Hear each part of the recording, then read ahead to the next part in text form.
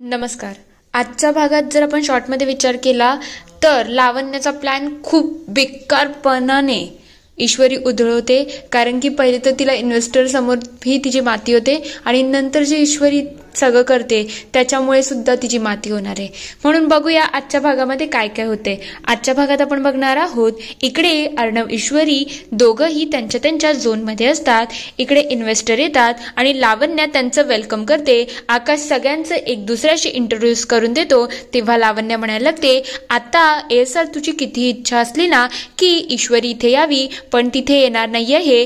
आज मीच तुझा आवाज होणार आहे आणि मीच सगळं प्रेझेंटेशन सुद्धा करेल. तू बघच आज किती मजा येणार आहे. तर दुसरीकडे ईश्वरी इकडे दार वाजवत असते. ती जोरजोरात हाका मारत असते की कोणी आहे का, कोणी आहे का.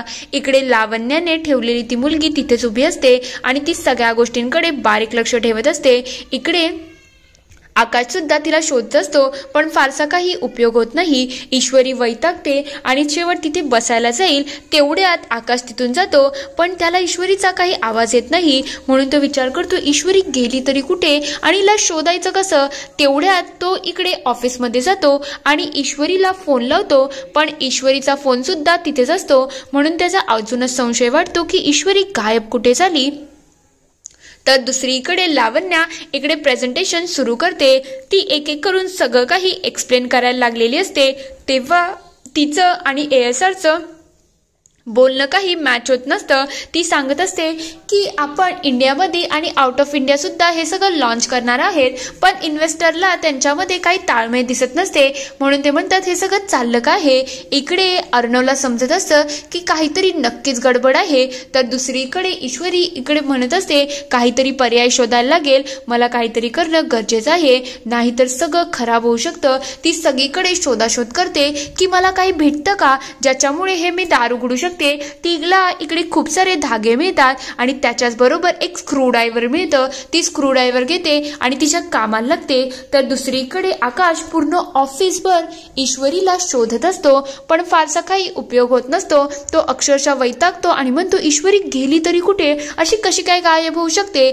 तेवढ्यात त्याचं लक्ष त्या मुलीकडे जातं आणि तो विचारतो काय ग तू इथे काय करत आहे, तुला तर तिथे प्रेझेंटेशनला सॅम्पल घेऊन जायचं आहे ना. तेव्हा ती म्हणते सर मार्केटिंग टीमशी मी बोलत आहे आणि त्याच्याचमध्ये थोडी बिझी आहे. तेव्हा तो विचारतो तू ईश्वरीला कुठे बघितलं का, मला ती कुठेच दिसत नाही. तेव्हा ती म्हणते ईश्वरी आली आहे का, सर मला तर असं काही माहिती नाही. तेव्हा तो म्हणतोय हे सगळं जाऊ दे, चल आपल्याला पहिले प्रेझेंटेशनला जायला पाहिजे. तो लगेच त्याला तिथून घेऊन जातो. तेव्हा तिला थोडं टेन्शन आलेलं असतं की आता लावण्या मॅडमने जो काम सांगितलं आहे तो फसणार तर नाही ना. तर दुसरीकडे ईश्वरी स्क्रूड्रायव्हरने ते लॉक तोडण्याचा प्रयत्न करत असते, पण लॉक काही तिच्याकडून तुटत नसतं.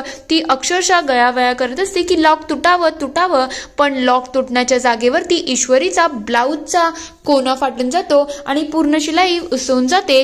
ते बघता ईश्वरी खूप अत्यंत घाबरून जाते आणि म्हणायला लागते आता मी काय करू. तिकडे मीटिंग सुरू झाली असेल आणि सरांचे इशारे कोणाला समजत नाही, मग त्या मीटिंगची पुरी वाट लागेल. मी काय करू, मला खरंच डोकं चालत नाहीये. हे ती अक्षरशः वैतागून गेली असते. तर दुसरीकडे लावण्याला अर्णव सांगण्याचा प्रयत्न करते, तुझे सांगते ते चुकीचं आहे, जरा नीट एक्सप्लेन कर. तेव्हा ती म्हणते सर आपलं असं काही ब्रीफिंग झालं नव्हतं, काहीतरी नक्कीच गडबड आहे. तेवढ्यात इन्व्हेस्टर म्हणायला लागतात तुम्ही जे बोलताय तुमच्या दोघांमध्ये कोऑर्डिनेशन नाही आहे आणि आम्हाला वाटत नाही तुम्ही चांगलं प्रेझेंटेशन सुद्धा करताय. आम्हाला ASRच्या तोंडूनच सगळं ऐकायचं आहे. तेव्हा अर्णवला खूप भीती वाटत असते की ईश्वरी राहिली तरी कुठे आणि या प्रेझेंटेशनचं काय होईल. इकडे ईश्वरी पुन्हा प्रयत्न करते की मी कसं बसं दार उघडू, पण फारसा काही उपयोग होत नाही. तेवढ्यात इकडे अर्णव आणि त्या मीटिंगमध्ये सगळं गोंधळ झालेलं असतं. तेव्हा लावण्या सगळ्यांना समजवण्याचा प्रयत्न करते, सर समजून घ्या ASRचं खरंच जेन्युइन प्रॉब्लेम आहे, त्याचा घसा बसला आहे, नाहीतर त्यानेच तुम्हाला पूर्णपणे प्रेझेंटेशन दिली असती. तेव्हा ते म्हणतात एवढी मोठी इन्व्हेस्टमेंट आहे आणि तुम्हाला जर याचं काही गांभीर्यच नसेल तर आम्ही का इन्व्हेस्ट करू. आपल्याला नाही वाटत याच्या पुढे जायला पाहिजे, आम्ही तुमचा प्रॉब्लेम समजू शकतो, पण आता वाटत नाही की पुढे जावं. दुसरीकडे ईश्वरीला इकडे स्वतःची पिन सापडते आणि ती पिन आणि स्क्रूड्रायव्हर एकत्र टाकून लॉक खोलण्याचा उघडण्याचा पुरेपूर प्रयत्न करते. तिचे खूप प्रयत्नानंतर फायनली लॉक ओपन होतं आणि ती म्हणायला लागते हे सगळं नक्कीच त्या लावण्य मॅडमनी केलं असेल, पण तिला तर मी नंतर बघते, पहिले मला मीटिंगला जायला पाहिजे. ईश्वरी मीटिंगला जाण्यासाठी तिथून निघून जात असते. तेवढ्यात तिला आठवण येतं की आपला ब्लाऊज थोडा फाटलेला आहे, म्हणून ती पदर खांद्यावरून घेते आणि पुढे जाते. तिला बघता इकडे ती मुलगी घाबरते आणि म्हणते ही कशी काय बाहेर निघली, आता तर लावण्य मॅडम माझी वाट लावतील. तेव्हा आकाश विचारतो काय ग ईश्वरी तू कुठे गेली होती, मी तुला सर्व ऑफिस शोधलं. तेव्हा ती म्हणते ते जाऊ दे. तिचं लक्ष त्या ब्लेझरकडे जातं आणि ती म्हणते मी तुम्हाला नंतर सगळं सांगते काय झालं होतं, आता चला आपल्याला प्रेझेंटेशनला जायला पाहिजे. इकडे अर्णव सगळ्यांना समजवत असतो मला तुम्हाला एक्सप्लेन करायचं आहे, पण मी कसं करू कारण की माझा आवाजच निघत नाही. तेव्हा इन्व्हेस्टर म्हणतात मी समजू शकतो सर तुम्हाला जमत नाही आहे, मग आता आपण ही मीटिंग इथेच थांबूया. तेवढ्यात तिथे ईश्वरी येते आणि म्हणते थांबा जरा, एवढी घाई करू नका, मी इथे आली आहे, मला फक्त 5 मिनिटं द्या. मी आहे मिसेस ईश्वरी अर्णव राजशिर्के. हे ऐकल्यानंतर अर्णवच्या चेहऱ्यावरती खूप स्माईल आलेली असते, पण लावण्याच्या चेहऱ्याचा रंग चढून गेलेला असतो की ही ते कशी काय आली. तेवढ्यात ईश्वरी सांगते तुम्ही एवढा वेळ दिला आहे, अजून 5 मिनिटं द्या ज्याच्याने मी तुम्हाला सगळी प्रेझेंटेशन एक्सप्लेन करू शकते. तेव्हा ते म्हणतात ठीक आहे काही हरकत नाही, तुम्ही प्रेझेंटेशन देऊ शकता. इकडे अर्णव लगेच ईश्वरीला एक्सप्लेन करायला लागतो की हे मार्केट कसं आहे. तेव्हा ईश्वरी सांगते आमचं विंटर कलेक्शन आहे, इंडियामधलं मार्केट तर आम्ही ऑलरेडी कव्हर केलं आहे, त्याच्याचमुळे आता आम्हाला लंडन आणि बाकीच्या देशांमधलं मार्केट कव्हर करायचं आहे आणि त्याच्यासाठी सात्विक फॅशन सगळ्या गोष्टीमध्ये एकदम अव्वल दर्जेचं आहे. हे ऐकल्यानंतर अर्णवला खूप आनंद होत असतो की ईश्वरीला माझे सगळे इशारे खूप चांगल्या प्रकारे समजतात. ईश्वरी पूर्ण प्रेझेंटेशन खूप उत्तम प्रकारे देते आणि सगळ्या बारीक सारीक गोष्टी खूप चांगल्या प्रकारे इन्व्हेस्टरला सांगायला लागते.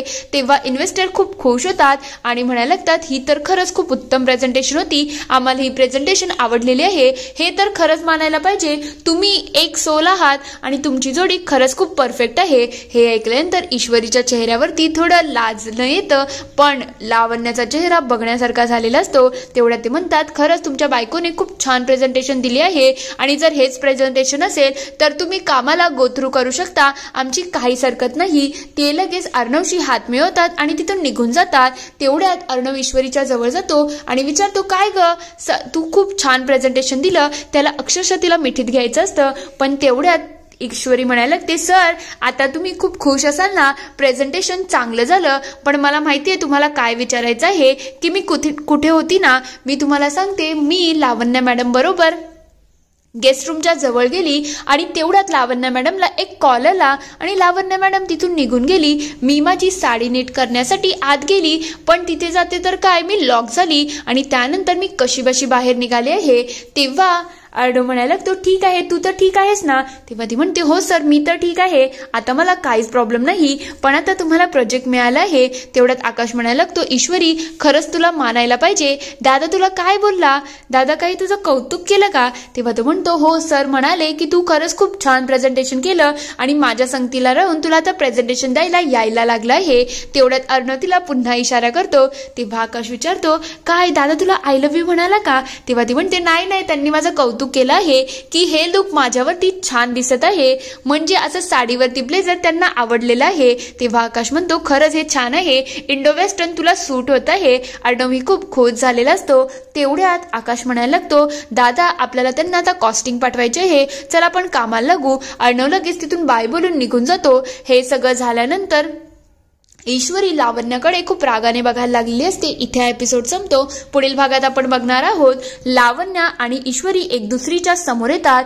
तेव्हा ईश्वरी म्हणते हे सगळं तुम्हीच केलं आहे, हे मला चांगल्याच प्रकारे माहिती आहे. तेव्हा ती म्हणते हे यू तू काय करणार आहेस ग, तू मला एक्सपोज करशील का. तेव्हा ती म्हणते मी तुम्हाला पहिलेच म्हणाली होती तुमच्या 5 चुका आहेत ना त्या मी पोटात घेईल आणि आज तुम्ही जी चूक केली ना ती 5वी होती, यानंतर 6वी चूक करून दाखवा, बघा मी कसा तुमचा बंट्या बोल करते.